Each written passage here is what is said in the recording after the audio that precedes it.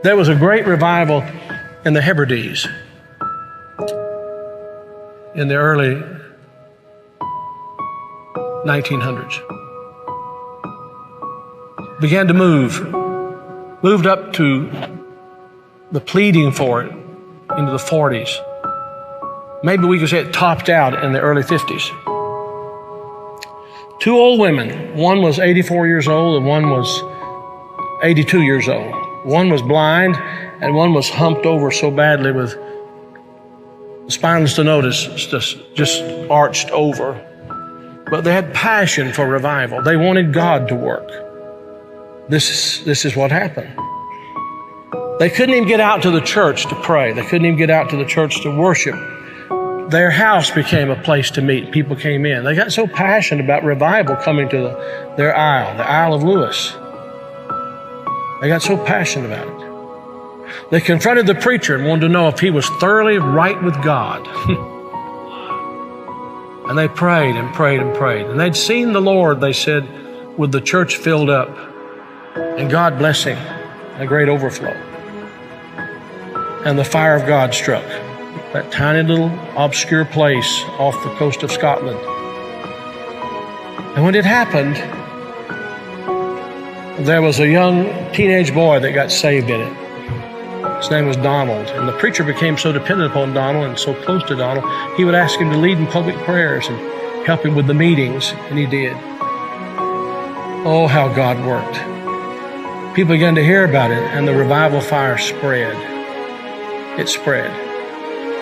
And God blessed in a great way. Those two old women, the kind of people don't want in their church anymore. And from that same island, there was a young girl who was a cousin to Donald Smith, who immigrated to America.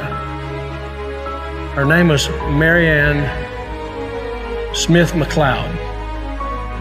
She came to America, and in 1936, she met a man named Fred. And they were married. They fell in love. They were married. God blessed in a great way. And those old women were her aunts. And they came out of that fiery revival, They really experienced revival. And they sent a Bible, a copy of the Word of God that had been used in a special way in that revival, to Marianne. She started having children. I think it was 1937 she had her first child. They named him after his father, Fred. Then she had her second child, named after herself, Marianne. Then she had her third child, Elizabeth. Then she had her fourth child, and she was so impacted by this teenage boy God had used in that revival of the Hebrides. She named him Donald. And she gave him that Bible, that Hebrides Revival Bible. He was born in 1946. He's now the 45th President of the United States. And that revival Bible is in the Oval Office. I'm saying to you, I don't know how, why, I don't know how it all comes together.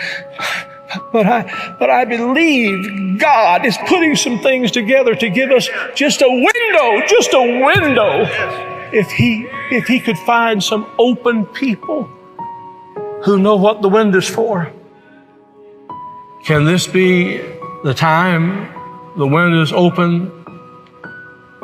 Providentially, God has prepared the moment, and we will become the people of prayer, pleading with God. This is a plea. Will thou not revive us again? Will you be a part of that?